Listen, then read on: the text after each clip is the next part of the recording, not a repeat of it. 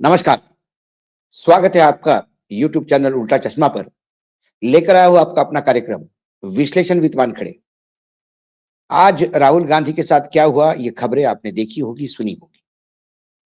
आज पूरा देश अयोध्या में राममय हो गया था, ये आपने देखा होगा।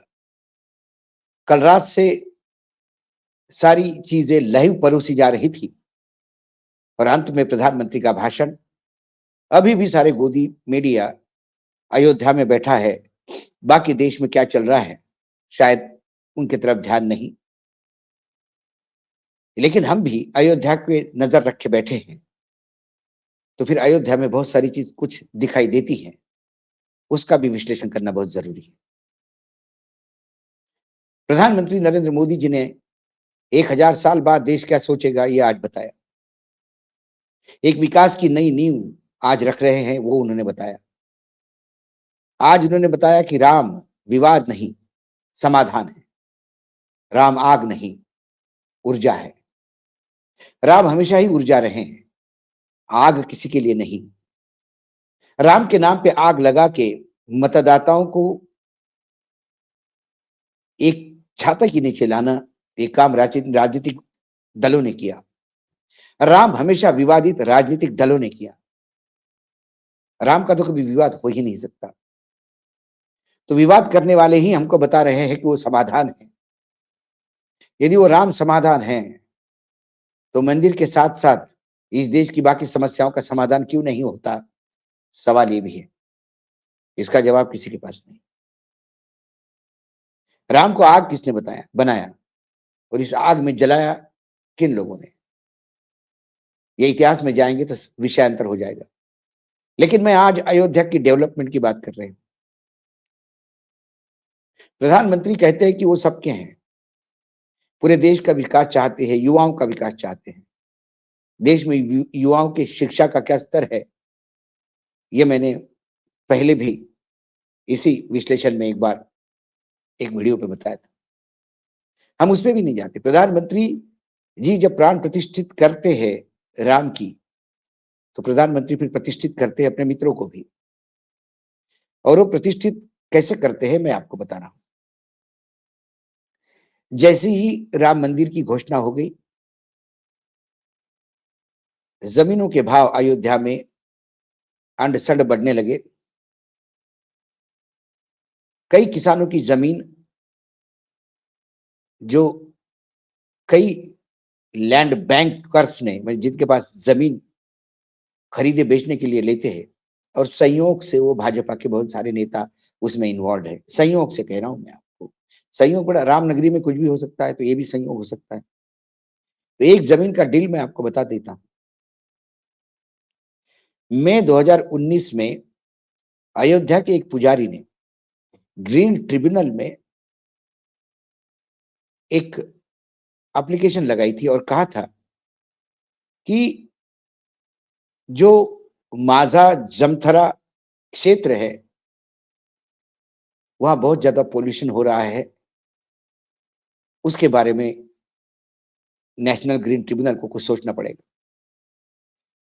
नेशनल ग्रीन ट्रिब्यूनल ने फिर 2019 में एक समिति बनाई और रिपोर्ट में कहा कि माझा जमथरा क्षेत्र जो है, वो फैजाबाद, अयोध्या और सरायू के बीच में गैर आबादी क्षेत्र है और मंदिर से मात्र उसकी दूरी 5 किलोमीटर के पास पास है। वहां आसपास सरकारी जमीनें हैं और वो पर्यावरण की दृष्टि से बहुत महत्वपूर्ण क्षेत्र है।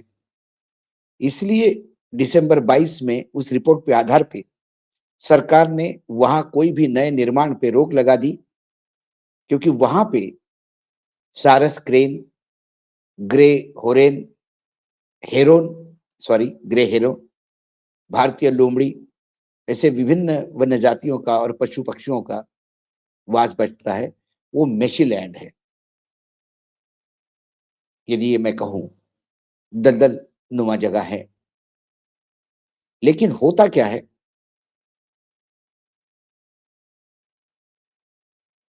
फरवरी 2021 में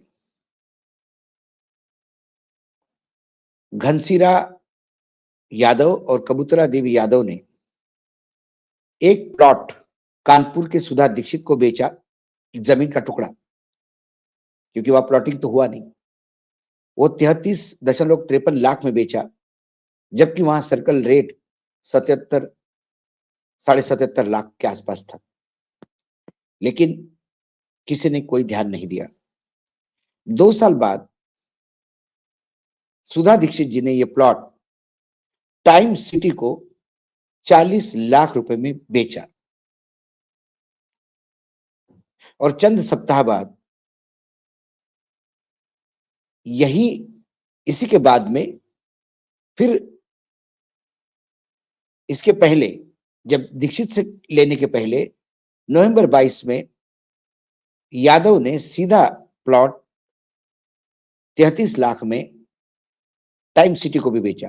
तो टाइम सिटी के पास नवंबर 22 में एक जमीन का टुकड़ा आ गया था, इसी माजा जमथरा एरिया में, जो उसी यादव ने बेचा था जिसने सुधा यादव को बेचा था, सुधा दीक्षित को बेचा था।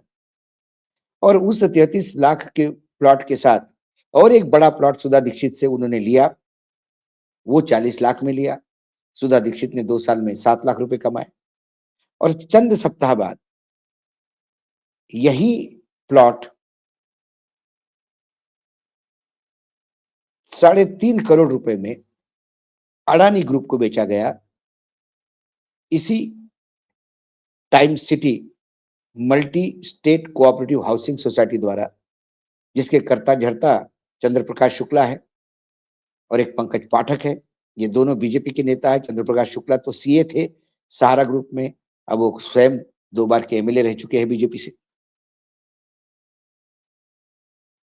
अब ये जो जमीन अब अडानी समूह की है, उसमें बहुत सारा भाग जलमग्न भी है, क्षेत्र में आता है, और ये डेवलपमेंट के लिए मना है। मैं अडानी जी को बहुत होनहार व्यापारी मानता हूं। वो ऐसा डेढ़ इन्वेस्टमेंट कभी नहीं करेंगे जहां नेशनल ग्रीन ट्रिब्यूनल के रिपोर्ट के अनुसार राज्य सरकार ने निर्माण पे बैन लगा होगा। मतलब स्टेटस को, जो जमीन जैसी है वैसे ही रहेगी, नो डेवलपमेंट जोन। लेकिन फिर अडानी जी है तो मुमकिन है।